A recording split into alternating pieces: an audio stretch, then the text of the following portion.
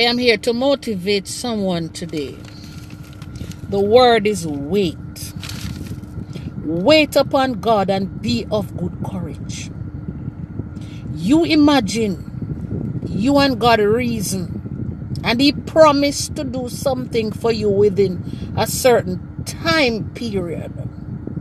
The time don't come yet, but yet still you're constantly nagging and calling and reminding God. God, I'm not somebody for you remind. You must remind the devil that, remember, I am a child of God. And it don't matter what you do in your operation, you can't stop this, you can't stop this. So we don't need to remind God, we need to remind the devil who we are. And if God promises you something within a time period, no watch no face. God will come true for you. And one thing I'm learning, the Almighty God slow, but Him sure. And most of the time, this man works with time period. Yes, time period. Time is the master.